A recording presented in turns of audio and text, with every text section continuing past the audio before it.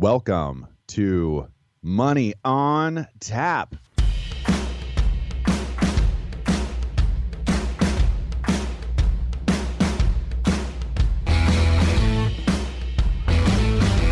Money on Tap, your personal finance headquarters, where we bring out the professionals' experience and some fun in what we call three-dimensional investing, utilizing insurance, brokerage, and fee-based planning. That's what we do on this show. We look at all sides of the issues, and we bring a fully independent planning perspective to the table. Welcome back. You're listening to Money on Tap. You can reach us at 855-226-8551 or info@yourmoneyontap.com. My name is Seth Crustman. Joined here today, Benjamin Brayshaw and Dan Mickelin. How are you guys doing? I'm doing good. I'm actually really was more excited about last week's show, Dan. Last week's show was really good. It felt really smooth, didn't it?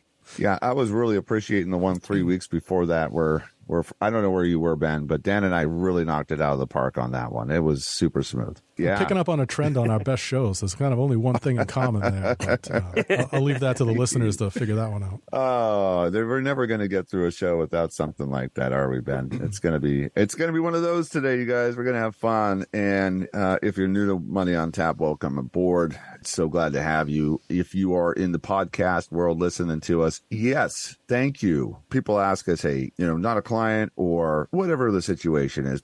We appreciate you, and one of the ways that you can help us out is just by going ahead and subscribing. And that's the ask. Would you please subscribe? And even more than that, even if you want to take it one step further, write us a review. Let us know your thoughts on the show. Give us some topics, give us some feedback. All that stuff is really fun for us and helpful for us growing this show. And really the goal here is to bring great financial planning to you. That's what we do as financial planners, is we love to interact with our clients. And here at Money on Tap, we bring a version of financial planning as independent financial planners. We focus on three-dimensional investing, which is we're taking a look at all sides of the issues, and we're bringing it to you in a way that allows you to grab hold of it and to start to scale your financial planning from wherever you're at day one, because we can fast track from this point and get you in the direction you need to go. What an opportunity you have to kind of go back and look at what you've been doing and maybe retool, maybe get a different, fresh perspective. How often do you get an opportunity to really do that? So it's a blessing to be here with you, and we hope to be able to shed some light on some topics with what's going on in the financial planning world. Speaking of a topic, well, we've got that. We have it, and it is for you, and it's retirement. One of the things that happens in retirement is people get worried. It's a very human response to finances, especially your own, when you're trying to figure it out. Like, what's going on after I stop working and this income source is turned off? Well, that's what the retirement concept's all about. And today we're going to tackle those worries, steps, and success. It's a good thing for you to be here, because we're going to make sure at the end of the day, we're going to be successful in investing, successful in retirement. Cannot wait to jump into this with you guys today. With that, it is time for Money in the News. And coming to us today from benzinga.com, from Janine Mancini. Warren Buffett's daughter-in-law gave him her financial statements as a Christmas gift one year. Quote, "I just wanted to show him, look, we're doing good." Now, that's a big, long title here, but, Warren Buffett's one of our kind of frequent contributors to the show. He's just full of all kinds of wisdom and, kind of funny sayings, and eminently quotable is how I find the guy, separate from all the rest of it. Just an interesting story. But I really like this article because I think it helped guide me as a reader, and I think many of you potentially as listeners, is if you do happen to be wealthy, how do you handle inheritance? And what do you do on behalf of your kids? So Mary's the daughter-in-law. She's married to Peter, who was Warren Buffett's son. And she realized early on at their first Christmas, actually, together as a family, that there really isn't anything she could give Warren that he wouldn't already have bought himself, should he have been interested, right? I mean, what do you give to one of the richest men in the world? There's really not a lot. So what she did is she prepared financial statements for a music company that they owned together, just to demonstrate to him that, not that they haven't received support along the way, but that they don't need it, right? That they're doing well in their own, and wanted to prove that to him. And one of the lines that came out of here, and what really drew me to the article, is a quote from him. And what he says regarding inheritance and his own children is that his intention is to give them enough money so that they would feel they could do anything, but not so much that they would feel they could do nothing. Right? We've heard a lot of the ultra wealthy kind of along the way, or maybe not a lot, but I know Bill Gates has said some similar things. That they intend to give away the lion's share of their net worth to causes and charities and entities other than their family members, because they don't want them to be overly spoiled to the point that they literally do nothing with the rest of their lives. Reading these articles, there's a lot about some of the financial approaches that Warren Buffett takes on a personal level that I really kind of already subscribe to personally. I was just thinking about this when I was reading through this article. One of the things I'm so super proud of my kids, and almost every parent is, right? I mean, but one of the things that I really like about the fact of what we did was my wife and I very much agreed on not paving the way for our kids just to go to any college financially that they wanted. And a lot of people would say, well, you're a financial planner and 529 plans and all of this stuff, right, Dan? And we've talked about this a lot. And, I just really just committed to my kids that I would give them a certain amount of money every year. And then when they graduated from college, I would give them a fifth, quote unquote, year's worth of value, which was not enough to even pay for a school year. It was actually probably about half in a quarter in some cases. And my kids had to make some really tough decisions, and at the point where they didn't choose to go to some colleges, and people would say, well, why didn't you do that? And I've had family members go to Ivy League schools. I mean, I went to Liberty. There's lots of great places to learn. Unless you're, an artist going to Juilliard or something like that, there's not really a lot you can't accomplish in today's world for generic education. And, so I was kind of working through that whole big struggle in our world, and the kids rebelled quite a bit. But honestly, I've seen both of my children, my two oldest, really blossom into, financially steward-like people. I mean, my son actually was monitoring each and every charge he had on his bill to the point where he went to his college financial committee and said, listen, I'm being charged for this, and actually you're charging everybody for this, and no one's signing up for it. It was a book fee. And he got $500 removed. And I thought it was funny because it was so important to him that when he was walking on campus with his friends, the dean of finance walked by him and said, oh, hi, Colin, how are you doing? And he said, oh, hi, sir, how are you? And his friend said to him, who is that guy? He goes, oh, I don't know. He's like the dean of finance or something. I mean, he had been so impressioned by his own financial need to be a good steward that he's working 2 jobs in college. He's, but I want him to be successful. I don't want him to drown. And I told him that, I said, listen, I want to help you enough that you learn how to swim, but if I keep my hands to you floating each and every day, you're never going to be independent. And so I have seen that growth in him and my daughter. She's, just graduated from college. She's doing great. They understand money. And I think that was my biggest goal. Now I'm in finance, so that's important to me.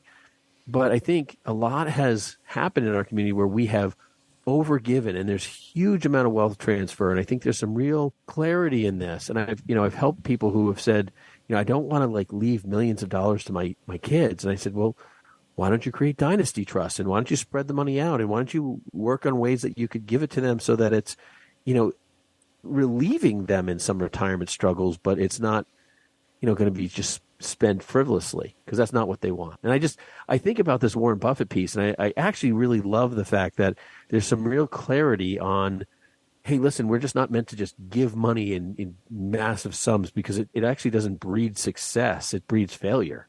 And I think that's his point.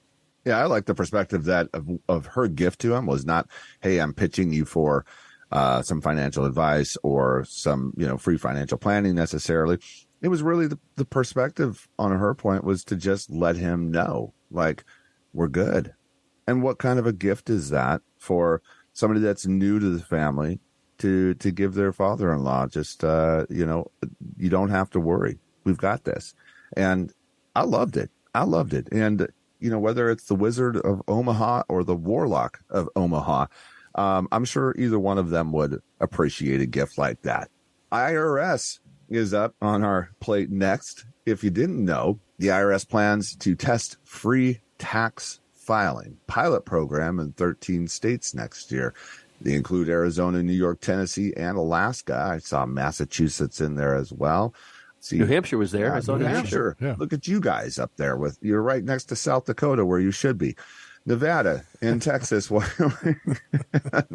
Clearly, Seth, they're covering the most intelligent states in the country.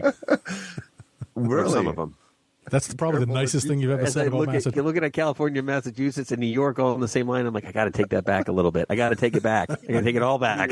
Yeah, there's that setup was priceless. Thank you. You know, every once in a while I pop onto the lovely IRS site, right? It's kind of part of what we get an opportunity to do here. They do have a free tax filing program. If you're not familiar with it, it's the federal one, and it's for if you make less than $75,000 a year as a single person. I believe is the number that you have to hit for those numbers to work out for them. But this incorporation of the states is something new that they're rolling out, and it's just important. It's a test run of the state integration, and the sampling of states does seem very representative of totality of the U.S. as well. So I was happy to see that. The national expenditure just to file taxes is estimated to be $11 billion. Can you believe that?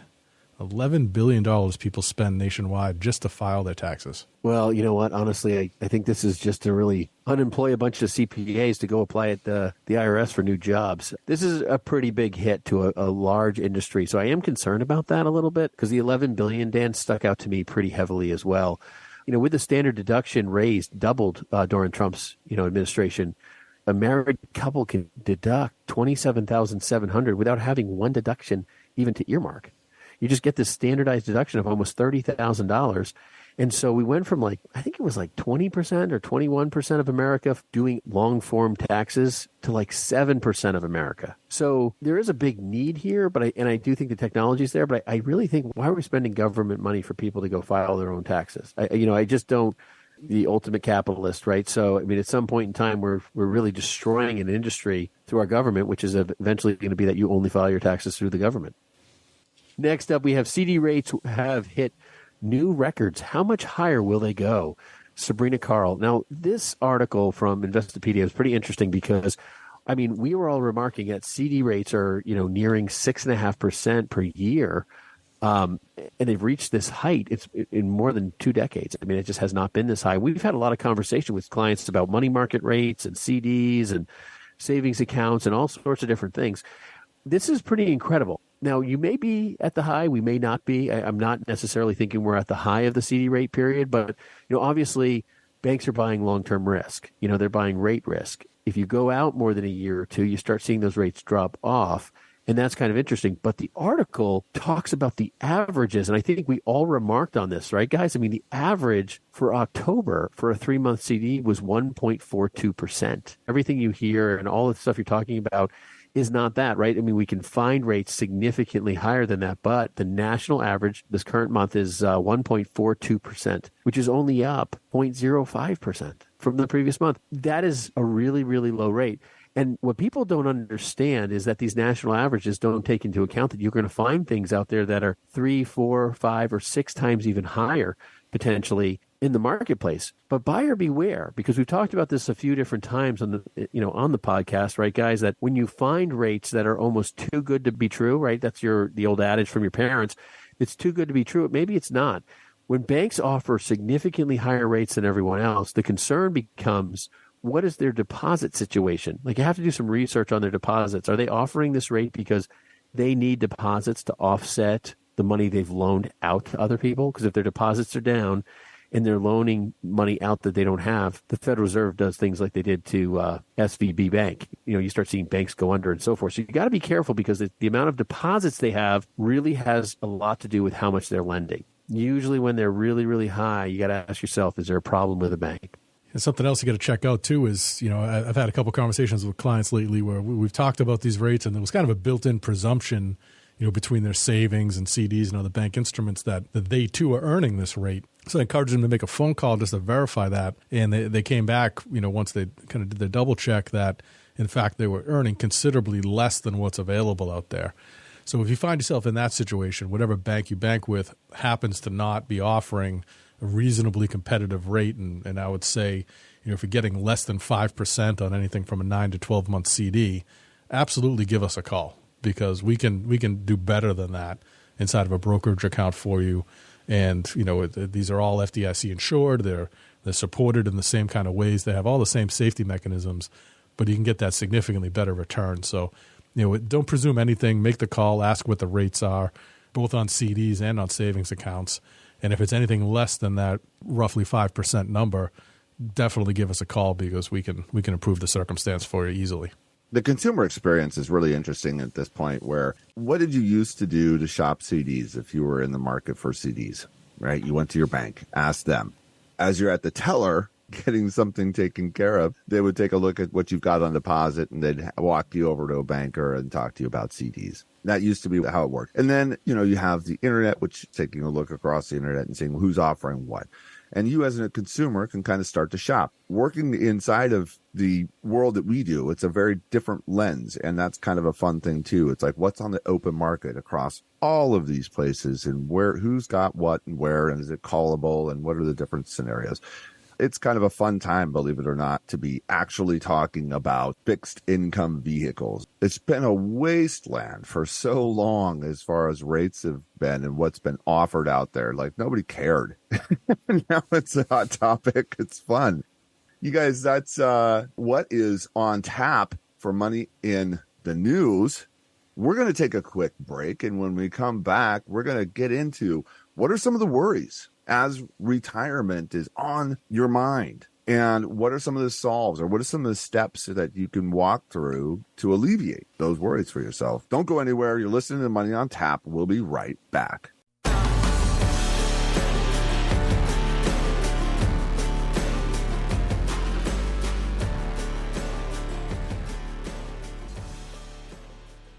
Hey, Seth Cressman with Brayshaw Financial Group. Are you looking for professional guidance to kickstart your investing journey? Look no further. Brayshaw Financial Advisors, we're here to help you. Our team of experts will provide professional, personalized advice tailored to your financial goals. Visit BrayshawFinancial.com today and schedule your free consultation. Looking forward to seeing you there. You can reach us at 855-226-8551 or email us at info@yourmoneyontap.com. And now, more Money on Tap with Ben, Seth, and Dan.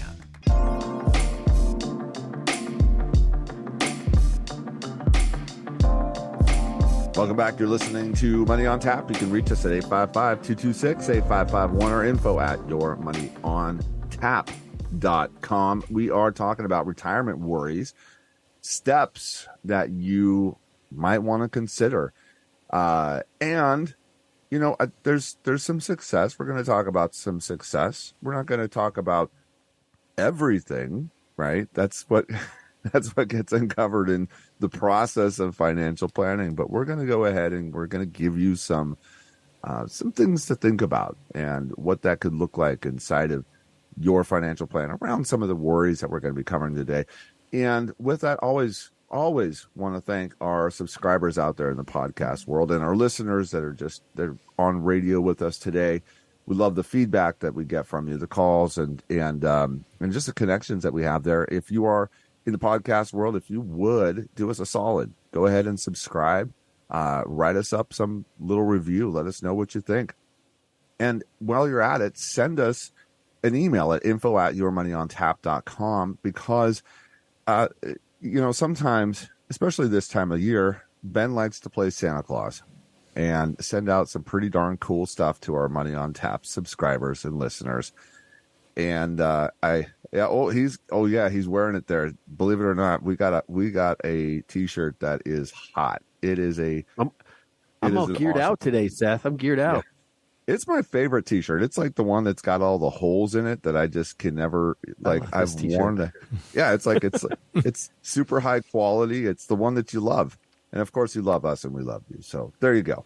That's what we're doing here on Money on Tap after the show. But right now we got to do this and get into what are some of the worries that people have in retirement. And I'm willing to bet if you're in retirement right now, you identify.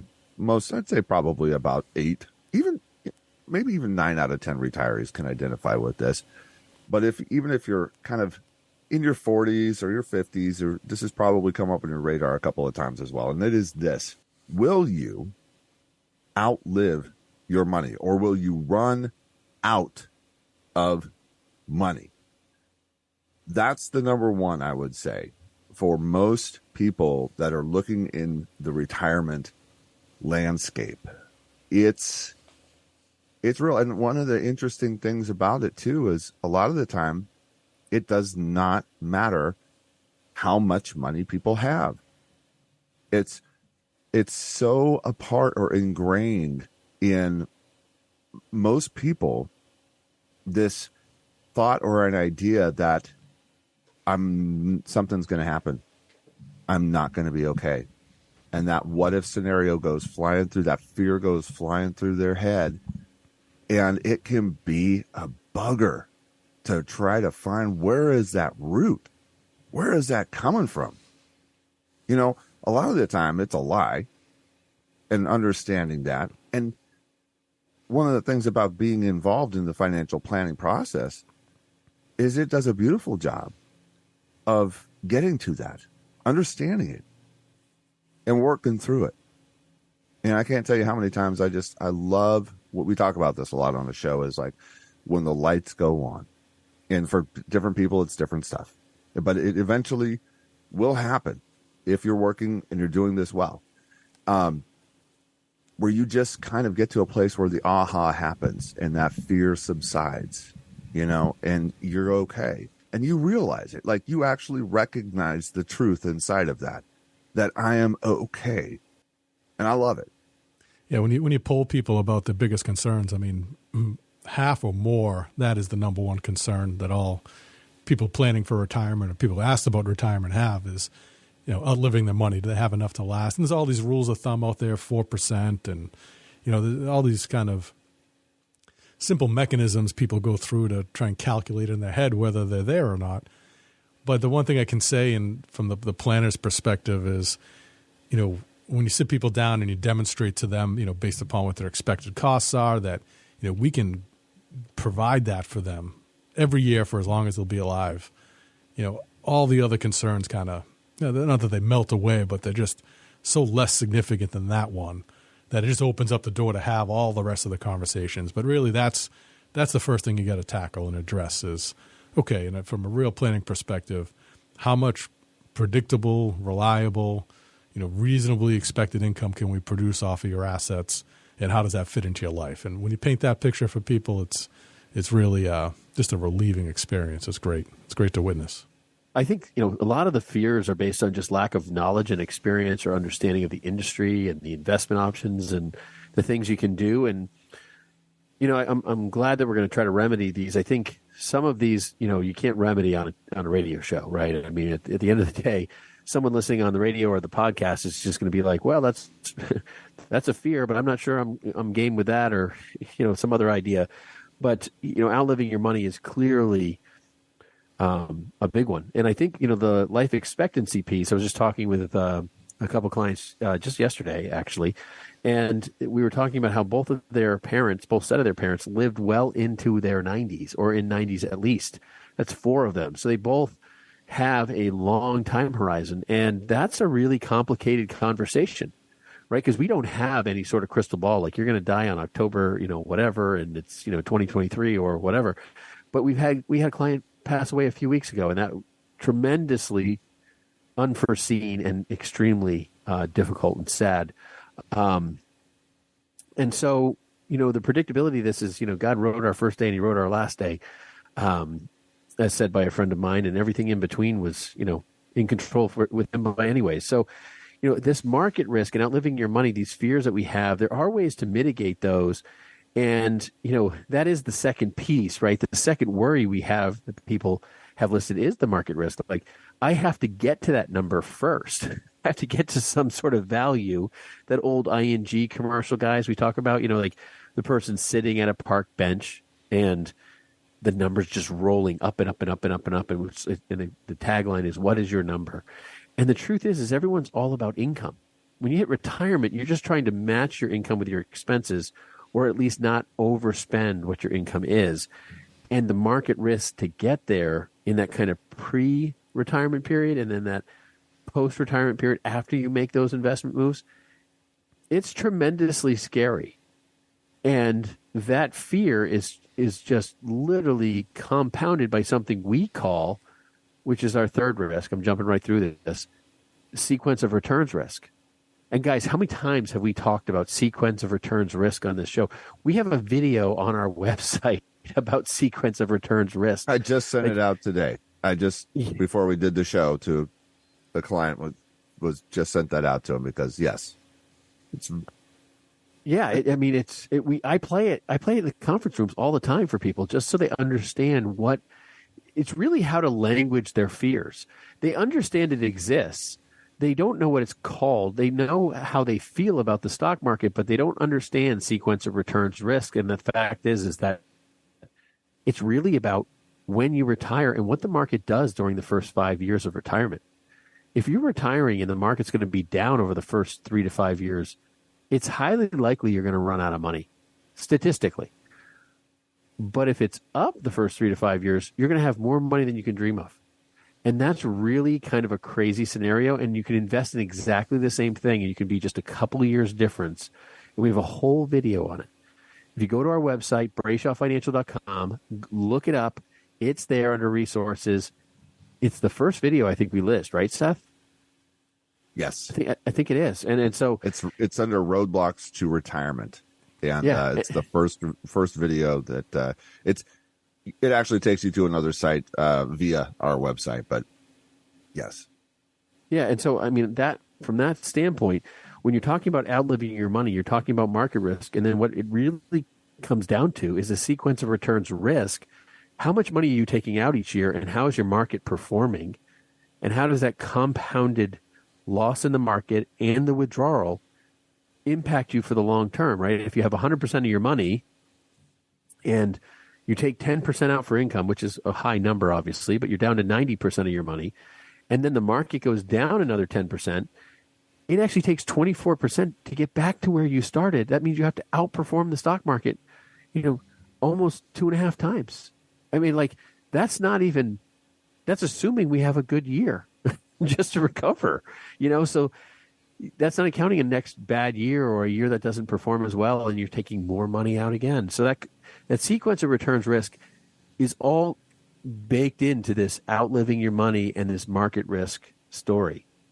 Next up is concern number 4, which is the rising medical costs. And how do we deal with that? Now, that's something that as we age is certainly something that needs to be addressed for all of us. You need to have a plan in place to account for that. And, one of the things that is a concern there is that, the cost of medical care rises faster than inflation, faster than typical earning rates within a bank or more conservative investments. So how do you deal with that? And how do you deal with that, on behalf of yourself and your spouse for the remainder of your lives, whether it's kind of more routine care or in kind of the most expensive scenarios, ending up in some type of facility, assisted living or nursing home or any type of a long-term care experience. For those who have been through that, with loved ones, there's the pain and suffering of the illness itself, but then there's the financial worry, right, which is just absolutely prohibitive series of costs that can really drain a life's work very, very, very quickly. So there certainly are things that we can do to help you prepare for that. But of many of these things that we're going to touch on, in particular, that's probably the one that, the sooner you address it, the better off you'll be. I'll tell you how I dealt with that was I didn't even tackle the topic. I just sat here and waited in silence until Dan picked it up and started to run with it, because it's one that's so frustrating to look at. And when you look at the what's going on inside of that world, it is it's incredible. It's just frustrating. It's frustrating because who does it affect the most? It affects our most vulnerable population, which is our retirees. It affects the people we care about the most. That's really the thing. And Seth, one of the statistics I kind of have in my head is that by 2030, I think the cost of nursing homes and assisted living facilities are supposed to grow another 30 to 40%. Yes. In cost. That is an astronomical number. It's just not quantifiable, and we don't even know if that's accurate, like you said. Yeah, and when we take a look at things like investing during cycles that are challenging inside of the marketplace, consumer goods is one of those things that people go to. Everybody's got to buy toothpaste. Everybody's got to buy toilet paper. Well, eventually, it's like everybody's going to have to pay for long-term care or assisted living.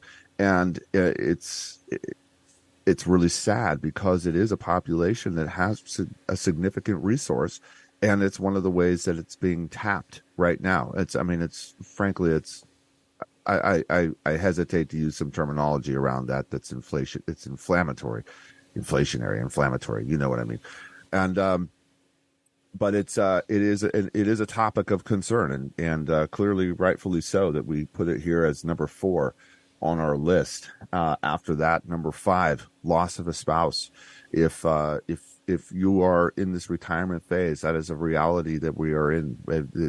At some point in time, if we're married, we're looking at which one of us will pass first. And I was just talking about this just the other day, how typically, and I'll ask this to you guys, right? This is a good question for all of us to discuss.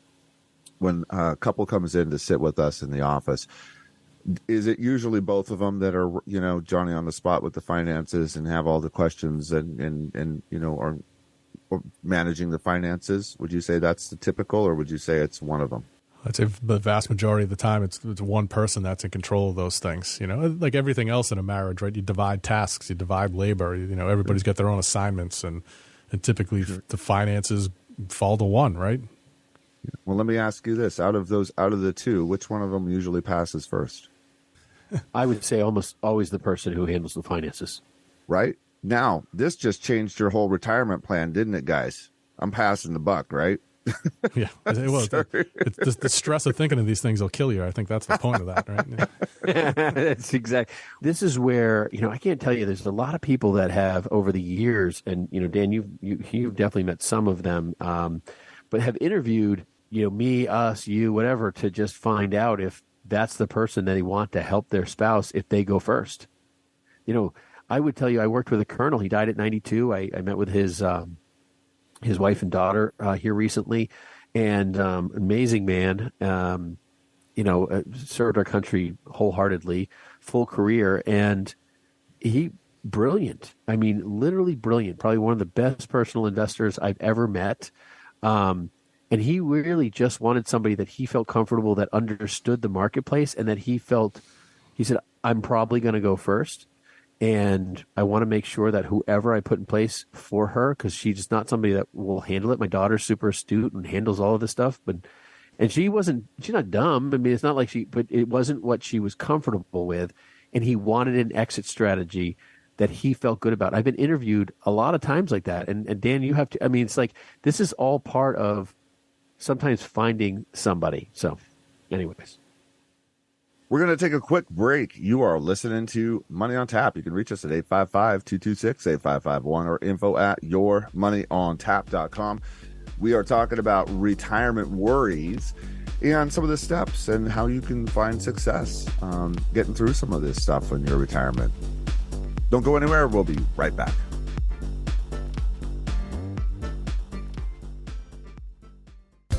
Hey everyone, Dan Mickelon here with Brayshaw Financial. Looking for a hassle-free way to invest? Look no further than Brayshaw Financial Group. With Brayshaw Financial Group, you can start investing with as little as $100. Enjoy a user-friendly platform with a diverse range of investment options. Visit Brayshaw Financial Group and start your investment journey today. Brayshaw Financial Group, investing made easy. We appreciate you listening to Money on Tap with Ben, Seth, and Dan. You can contact us at 855-226-8551 or email us at info@yourmoneyontap.com. And now, more of this week's program.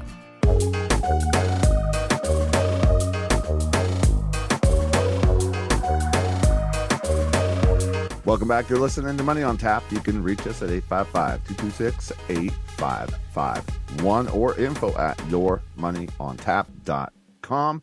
Operators are standing by to answer your questions. Ben, Dan, and myself love an opportunity to just engage with you, our listeners, and help you get on the road to successful investing, successful retirement. There's for us no greater pleasure than making sure that you have resources that you need to make the decisions about retirement planning. And that's what we do as financial planners all day long. We're helping our clients and you make great decisions for yourselves. So we're talking about the challenges of and fears or worries inside of retirement planning. What are some of those for our clients, and what are the top 10 that really come up for us? We've already gone through outliving your money is number one, the market risk, or engaging in the market and fear of that. Sequence of returns is a real challenge and a fear that people have, which, you have a pool of assets that continues to dwindle and that, getting away from you as the market doesn't really capture the returns that are available. Rising cost of medical expenses. Oh, that one's still just even right now makes my blood boil. And loss of a spouse, that is just an inevitability that we deal with here, and we're very sensitive around understanding how that works and plays out in the retirement plan. And it typically does wind up being the person that is managing the finances. It's a bizarre thing in our world that we see all the time. And so the surviving spouse trying to make sure that they have everything that they need to be successful for the rest of their retirement. And with that, we're going to jump on in. You ready, Dan? Yeah. You got your boots on? I do. And the next one is a topic that we talk about all the time, but kind of in a little bit of a different context, right? It's inflation. And, inflation's been a hot topic for the last year and a half here as things from a price perspective have really gotten out of control. And, well, people chalk it up to the pandemic and supply chains and all these other things. But really, when you take a look at, what inflation is likely to look at over the next 20, 25, 30 years, if you're in retirement, nearing retirement, my guess, this is just my guess, but I think a lot of the kind of the core consumer goods that we live on are likely they're going to find their level, right? They're going to even out to that 2 to 3% range that we more predictably expect and plan around over kind of a longer view. But there's a couple of items buried in inflation that do not adhere to those numbers and have not followed that same track and are still going to be part of your expense structure that you really got to keep in mind for. And one of them's the topic we just hit on last, right? The inflation of medical costs is nowhere near what the inflation on toothpaste is, like you brought it up an example there, Seth. And the notion that might return to a 2 to 3% norm in the next 20 years is a fallacy. That's not going to happen, right? That's one of those numbers that we can expect to continue to rise at a rate that would be very difficult to keep up with in any portfolio. And then the other one is property taxes, right? Home prices have continued to rise at a significantly steeper pace over time than the general inflation of consumer goods that we try to plan around, right? So that might have to do with, that might lead you to consider relocation and different types of kind of alternative living situations where you're not going to be so tied to that continued steep rising cost of an item that's, it's inflationary in nature, but unlikely to be affected by anything the Fed's doing, or really any other economic circumstance other than a total collapse of the housing market, which I don't see that happening either. Dan, I mean, how many shows have we done on places to live? Best places to retire and reasons for whether it was, taxes or this, that, or the other thing. I mean, just Googling, what's the national average of, the property tax bill increase in the past 5 years, it's grown by more than 19% on a national average. And I thought it was pretty interesting because you look at like Colorado, it's up 40%. Washington State, 33%. I mean, these are inflationary events that are totally off the charts and not even in the realm of, eggs tripled or quadrupled or quintupled, depending on what you were buying and where and so forth. But property taxes are here to stay and they don't go down. I mean, they just really never go down. And I think what ends up happening, and I think, number 7 on our list, where you live, where you want to live, and where you can afford to live, those are some big questions in a lot of pre-retirees because they're living in a defined income scenario. They have a job, they're paying for everything, and they enjoy their home, but then they retire and they haven't saved enough. Because statistically, the vast majority of America has not saved enough money to retire. And so people are living in these huge fears and worries. I mean, one of the big things I want people to walk away from today is to call us. Call us at 855-226-8551. I challenge you to use that number Because if you're living in these fears, you have no idea whether or not they're real, right? I mean, like if you don't define that, hey, this is a fact and I can't do it. I mean, we've had people, I've had many people kind of come and go in the concept of like, I can't believe we were able to resolve our problem in a way that I feel like my fear has been resolved. You know, it may not be the perfect fit, the perfect solution. It may not cover, you know, vacationing in the Caymans every other month, you know, I mean, but people were able to find solutions that they were, you know, happy with. And I think, you know, getting on the ball, it doesn't matter whether it's us or somebody else, find the answers, find out if your fears are real. And if they're not, find out how you fix them. Find out what you got to do to get there. You know, like this whole thing, like I know one of the things I look forward to is spending time with my future grandkids. Like I really look forward to playing with them. And I mean, the best years of my kids were between 2 and 10. No one tell them that. But the best years we had were 2 and 10. Like they're the most fun. They don't talk back as much. I mean, it's great. Still love them entirely, you know, without reservation. Post that, like doubts started seeding in everywhere, but you know, and everyone knows I'm joking, but in reality, like those are things I look forward to, but I would be remiss to be stuck living in a place that I could just barely afford in a state I don't want to live because that's the most affordable thing I can do, or in a place where I can't even have my grandkids come because it's so small. It's not affordable. You know, like I want to enjoy my family. Like that's part of my goals. And I think that's part of a lot of Americans' goals. And so if that's it, you don't want to be cornered into a place you can't afford to live based on property taxes or, you know, cost of living or, you know, whatever it is, income taxes, whatever you're dealing with there.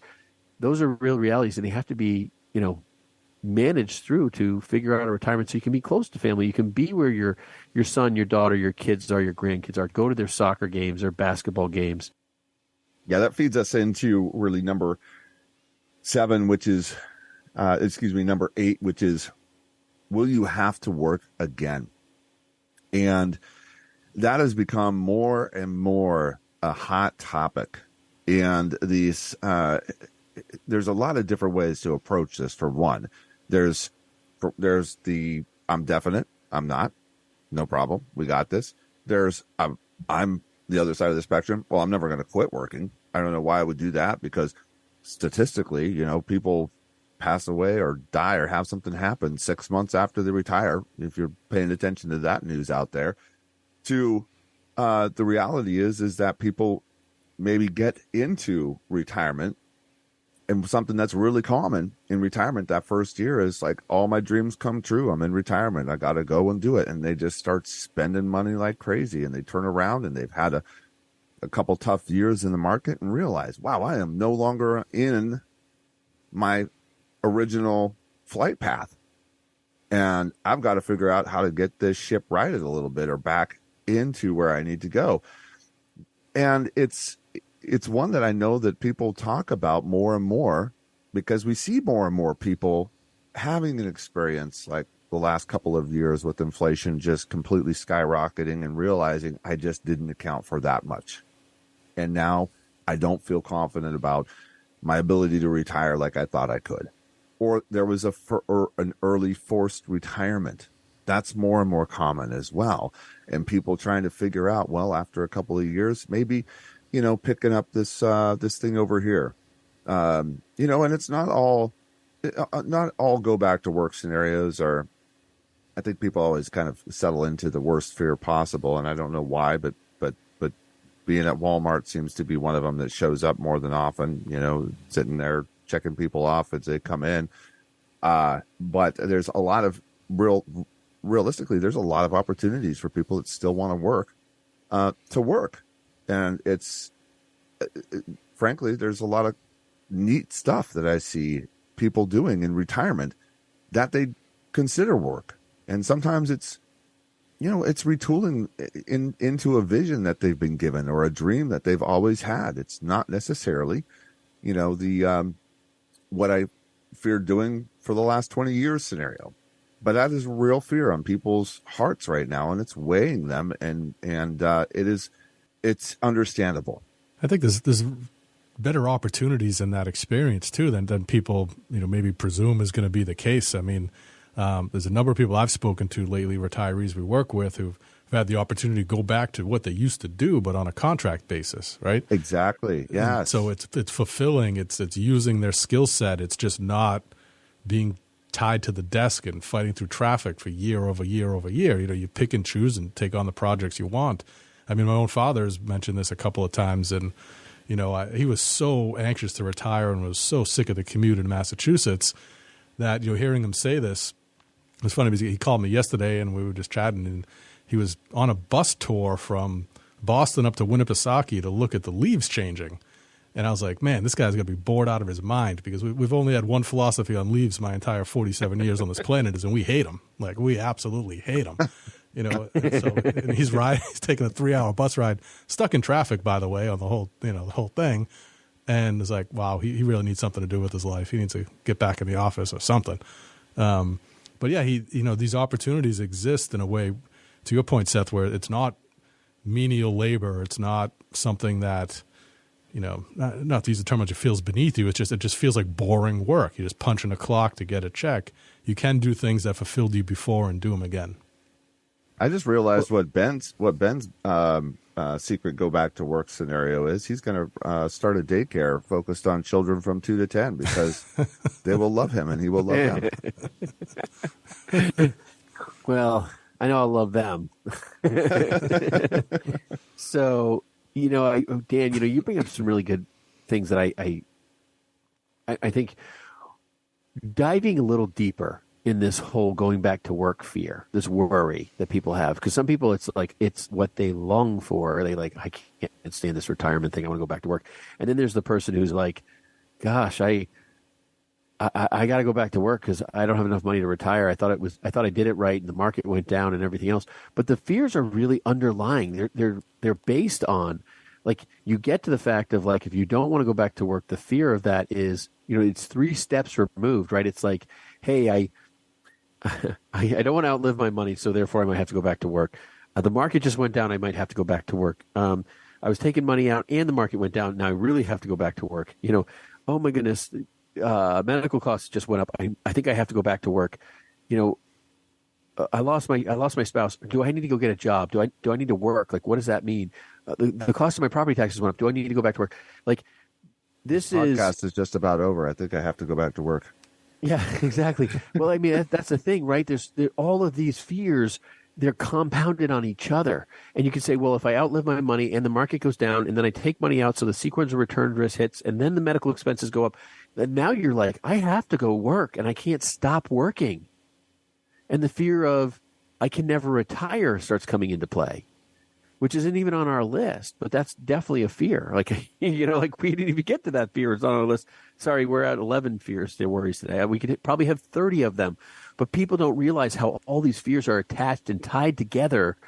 And, if you can unravel and unroot a few of them, then all of a sudden the other ones start disappearing because they're standing on the top of this ladder you've built of fear.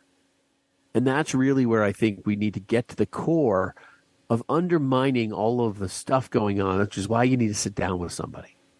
You're listening to Money on Tap. You can reach us at 855-226-8551 or info@yourmoneyontap.com. We are getting close to the last 2 on our list here. You're listening to Retirement Worries, Steps, and Success, working through those. Don't go anywhere. We'll be right back.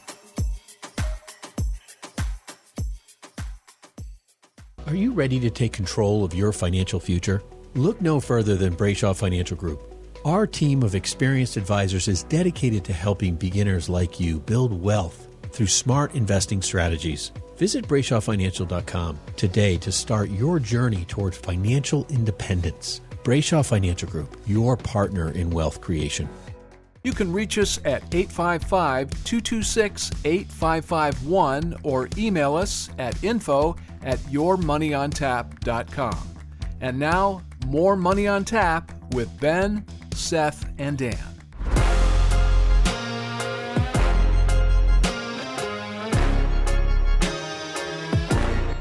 Welcome back. You're listening to Money on Tap. You can reach us at 855-226-8551 or info@yourmoneyontap.com. We are talking about retirement worries and steps and success in working through those. So we have a couple left here for you. And number 9 is timing Social Security. This is one that I surprisingly, as the topic comes up, it is it's just one nobody really feels like they have a grasp on. It's kind of this mythical thing out there. I know I've got it, and I get the statement, and I see I see these things in front of me. Which one do I choose? You know, and now this is honestly, I think more people have a conversation about, if I win the lottery, which one would I choose on the payout, than they do on their Social Security, which is baffling to me. People, what are we doing out here? You got this, it's Social Security, it's coming, but it makes a big difference if you plan it for you. A lot more than sitting there at the register trying to figure out what you might win off of the however many billion the lottery is this week. But this is a good one for us to tackle for sure. Yeah, you know, Social Security, that is like the black hole of questions, and that's how people feel. And it's really not. It's significantly more simplistic than that. And usually it's that you're not sure what to do for you, and that is true. Like, you have to sit down with somebody to really decipher what works best for you and kind of your planning and retirement strategy. But usually, I would say that, guys, when we sit down with people and we say, well, this one makes the most sense, and they're like, well, that's what I thought too, you know, or that's what I was thinking. You know, usually the gut on that's pretty accurate. I don't know. What do you think, Dan? Yeah, I agree. I think whatever comes to mind first is probably going to be the one that sits best for you. But there's a number of different tools that we have available where we can kind of take you through the what-if scenarios and lay all that out for you. But, you know, it's one of those things that it's a critical element of retirement. You want to do it right, but there's really no reason to sweat it like people do. I mean, the conversation around what's the proper timing for you can be a pretty brief one. I'll be far more excited to have that Powerball conversation with anybody who comes in, by the way, because I got my own little plans, and I'll be happy to share it with you. But, you know, particularly those who have won, come on in. We'll be happy to help you. That's funny. I do remember one time I shared in a Powerball ticket with one of my brothers, and we spent like 3 hours talking about all the things we would do the next day. It was just like the phone calls we'd make, the phone calls we wouldn't make. It was just kind of a very funny evening. It actually led for way more entertainment than the cost of a movie by far. So, you know, last on our list today is, you know, finding the right professional resources. A lot of people worry about finding the right guy or the right woman to work with, whether it's, you know, legal, financial planner, a CPA, you know, whether it's a healthcare professional. Like, we have relationships with a lot of different people, but I would say that, you know, not everybody's going to be the right fit. You're listening to us today. I hope it's helpful.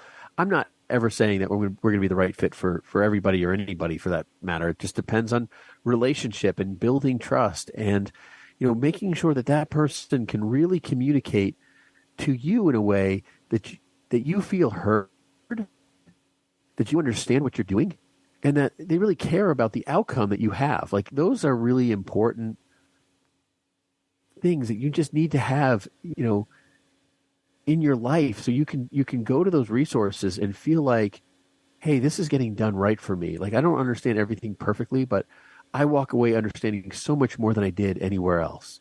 I feel super comfortable just listening to this information and making discerning decisions together. And whether that's sometimes attorneys can be extremely complicated and confusing. Sometimes financial planners can be extremely complicated and confusing. Almost all the time, CPAs can be extremely complicated and confusing. But you know, it's finding the right people and fit for you. And that was just a fun knock on CPAs. But that is really the core of getting all of these fears out of your way. That's how I feel. You have been listening to Money on Tap, and we are so glad you were able to join us today and just kind of walk through our top 10 list of worries in retirement. Now that they're out there and you have our phone number, or you have whoever's phone number in your back pocket, what you do with that is really your decision. Hopefully you're making the decision to take a step forward and empower yourself to be a successful investor. Be successful in retirement, alleviate these worries, and just get down to business. It's really really is a joy to be here with you and a lot of fun to go through this process. Can't wait to be here with you next week. Be successful in your investing, people. We will be back next week.